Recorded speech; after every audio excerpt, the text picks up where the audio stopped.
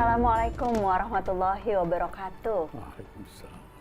Terima kasih pemirsa setia memahami Islam bersama Muhammad Quraish Shihab yang kembali hadir bersama saya Najla Shihab dan Abi Muhammad Quraish Shihab hari ini. Apa kabar Abi? Alhamdulillah. Alhamdulillahirabbil alamin. Hari ini kita akan berbicara tentang Allah. Mengenal Allah. Apa itu arti Tuhan?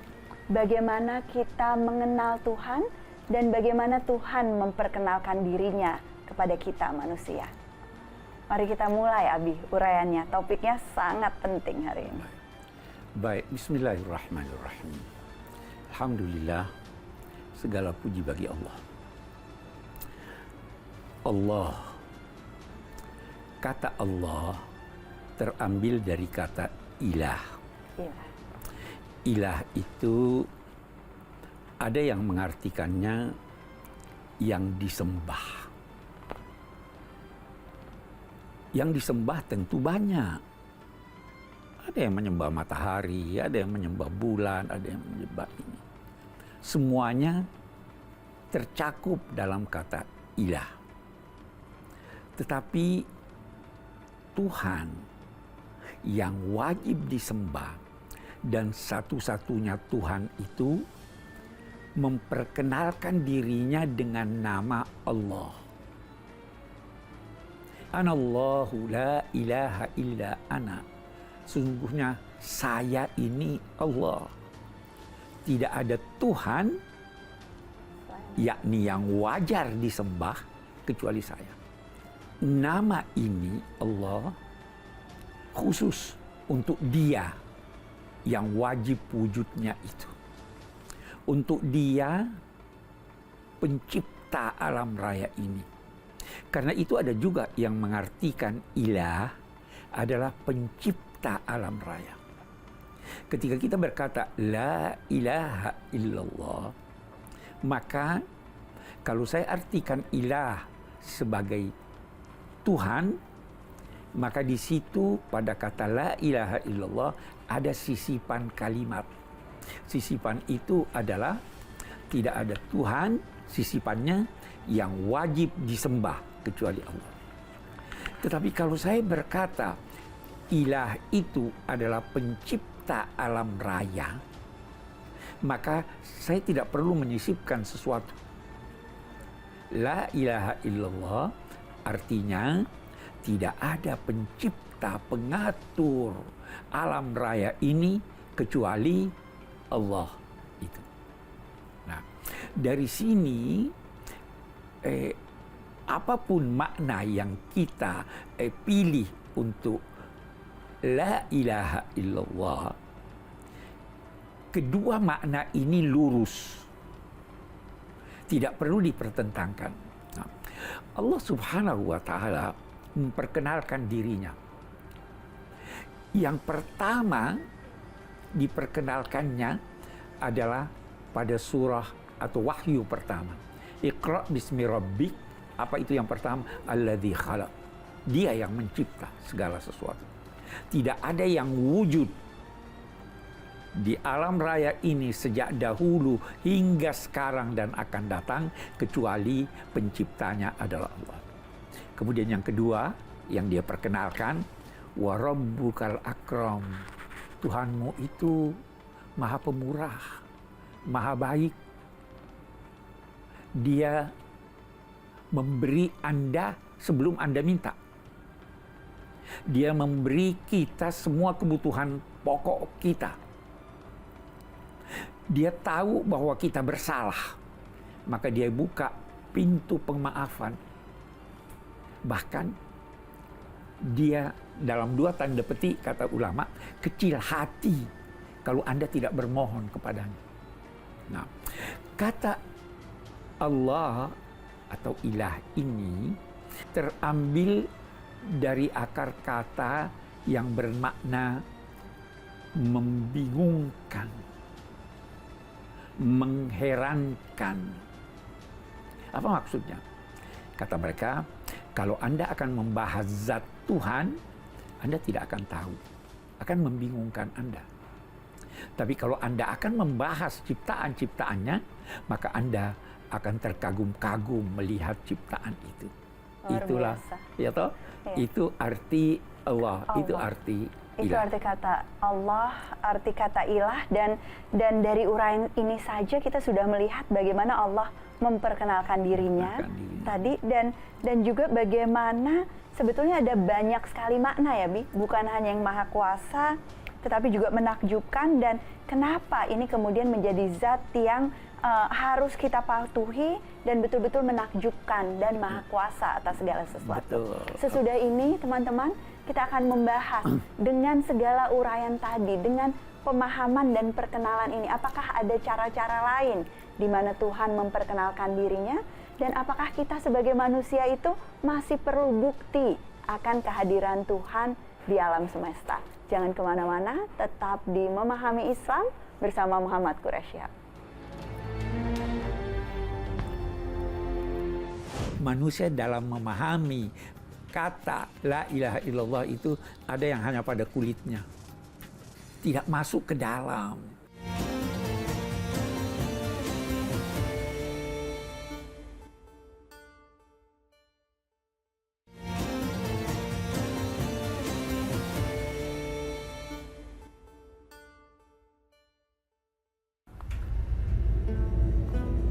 Terima kasih masih selalu bersama kami di Memahami Islam bersama M. Quraisyhab, dan masih membahas pengenalan kita kepada Allah.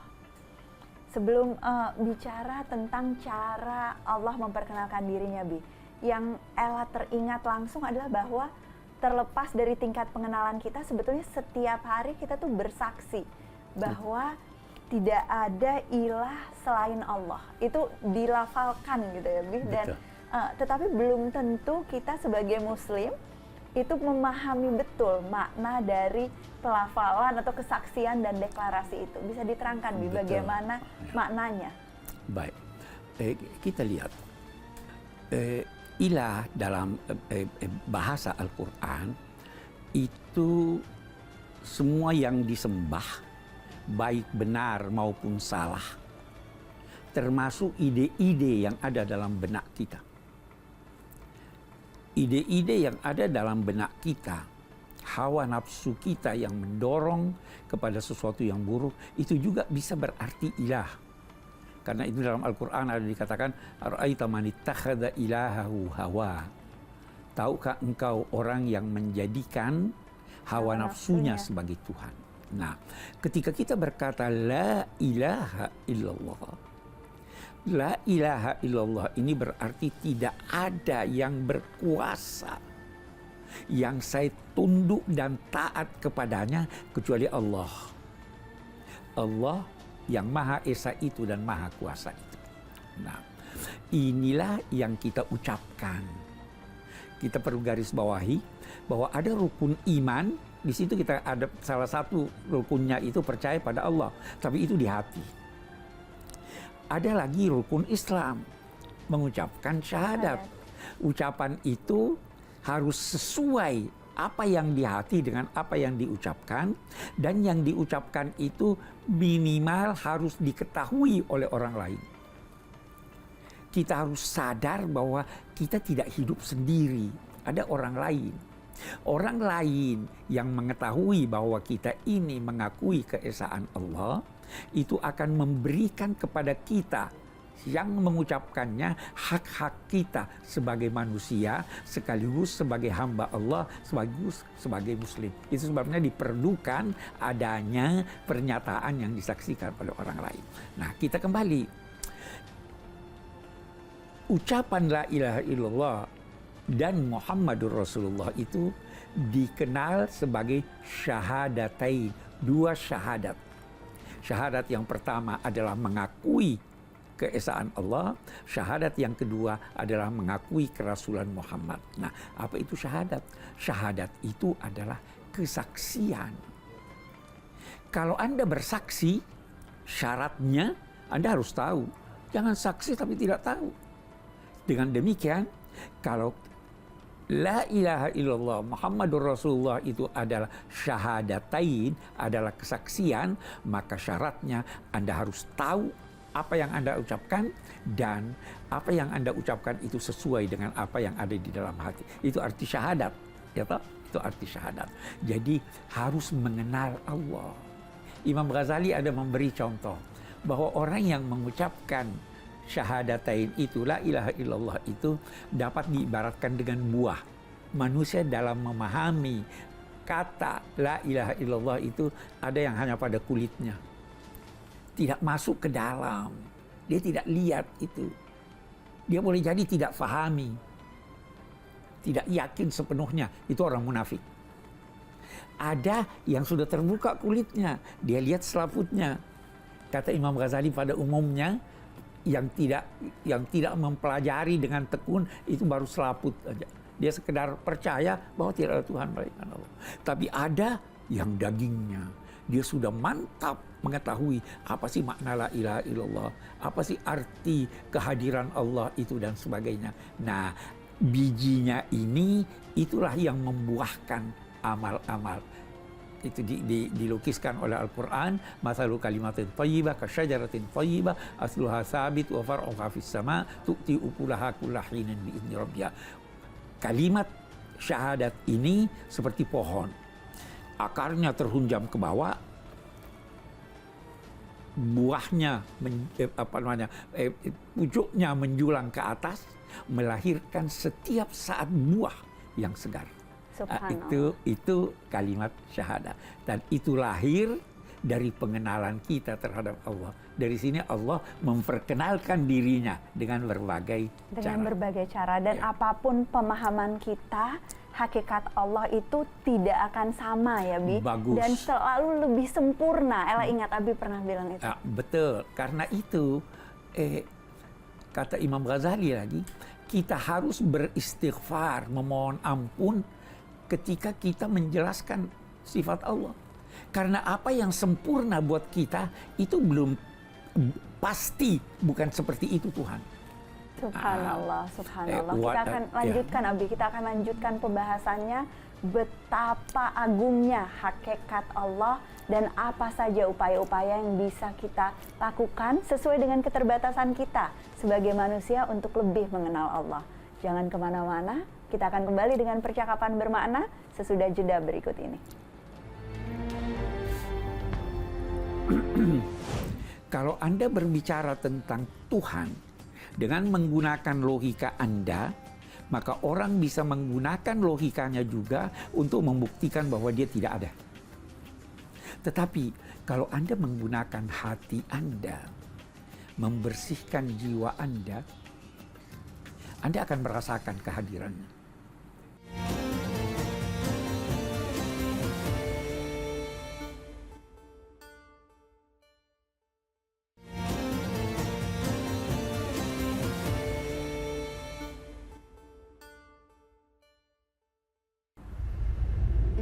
Masih di Memahami Islam, teman-teman, masih membahas soal mengenal Allah. Salah satu yang sering dipertanyakan, Abi, ini adalah bukti wujud Allah. Apakah wajar atau perlu atau apakah mungkin kita mendapatkan bukti tentang wujud Allah ini? Bagaimana pandangan Abi, bagaimana petunjuk Al-Quran mengenai ini? Iya, di dalam Al-Quran ada ayat-ayat yang berbicara tentang wujud Tuhan. Tetapi argumentasi akliyah yang difahami dari ayat-ayat itu belum tentu memuaskan semua orang. Sehingga timbul pertanyaan, apakah saya perlu bukti wujudnya matahari? Perlu. Apakah harus lihat langsung gitu ya? Apakah harus datang ke matahari atau untuk melihat? Cukup melihat adanya cahaya? Nah, begitu juga. Tapi ada satu bukti yang oleh pakar-pakar dikatakan, kalau Anda berbicara tentang Tuhan dengan menggunakan logika Anda, maka orang bisa menggunakan logikanya juga untuk membuktikan bahwa dia tidak ada. Tetapi kalau Anda menggunakan hati Anda, membersihkan jiwa Anda akan merasakan kehadirannya. Jadi justru pada saat kita menggunakan logika dan mencoba mencari bukti, kita bisa mendapatkan bukti sebaliknya gitu ya, Abi. Jadi sehingga memang yang harus digunakan adalah hati. Nah, pada saat tadi Abi katakan, jadi Al-Quran itu sebetulnya tidak menguraikan tentang wujud Allah. Yang menjadi penekanan pada saat menguraikan ini itu sebetulnya apa, Abi? Keesaannya atau apa? Betul, keesaannya. Karena itu Syekh Abdul Halim Mahmud, guru Abi, itu berkata, kalau Anda membuka Al-Quran dewasa ini, tidak ada uraian menyangkut wujud Tuhan. Yang ada uraian tentang keesaan Tuhan. Wujud Tuhan aksioma, fitrah manusia. Itu kita kembali, Allah memperkenalkan dirinya. Memang kita terbatas untuk mengenalnya. Anak kecil saja terbatas untuk mengetahui apa yang kita ucapkan. Betul. Begitu. Maka Allah memperkenalkan dirinya dengan nama dan sifat-sifat yang sesuai dengan nama dan sifat-sifat manusia. Kita ambil satu contoh. Allah Maha mengetahui. Kita kan juga mengetahui. Hanya bedanya dia maha, kita tidak maha. Oke. Yang kedua, pengetahuan Allah berbeda dengan pengetahuan kita. Apa bedanya? Kita ambil beberapa contoh. Pengetahuannya menyeluruh. Pengetahuan kita sangat terbatas. Pengetahuannya mencakup segala objek. Pengetahuan kita terbatas pada objek tertentu. Pengetahuannya tidak didahului oleh ketidaktahuan. Dia mengetahui sebelum terjadinya sesuatu, saat terjadinya sesuatu, dan setelah terjadinya sesuatu. Kita tidak. Karena itu bagi Tuhan tidak ada kebetulan. Betul. Ya toh, pengetahuannya tidak terlupakan. Kita lupa. Jadi dia menjelaskan sifat-sifatnya sesuai dengan kemampuan nalar kita untuk memahaminya, tapi dia kunci laisa kamitslihi syai'. Tidak ada yang sepertinya. Sepertinya saja tidak ada, apalagi sepertinya. Yang sepertinya saja tidak ada, apalagi yang sama dengannya. Jadi disinilah kita berkata bahwa kemampuan kita untuk menggambarkan zat Tuhan itu tidak mungkin akan terjangkau. Karena itu ada larangan. Jangan berpikir tentang zat Tuhan. Anda akan bingung. Tapi berpikirlah tentang ciptaan Tuhan. Anda akan sampai pada kesimpulan bahwa ini tidak mungkin tercipta dengan sendirinya. Pasti ada yang mencipta.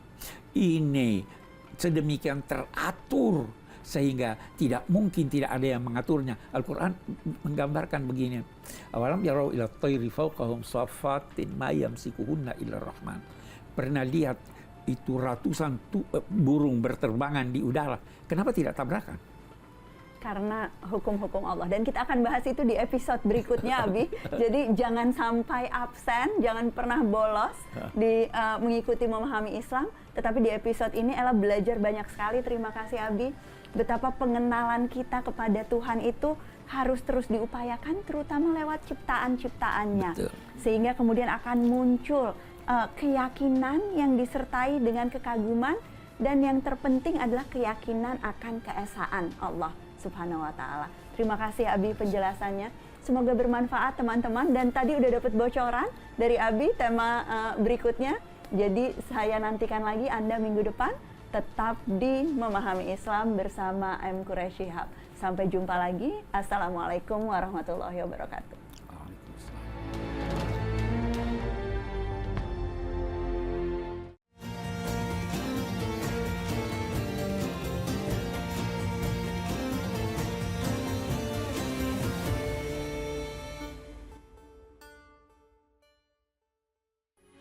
Metro TV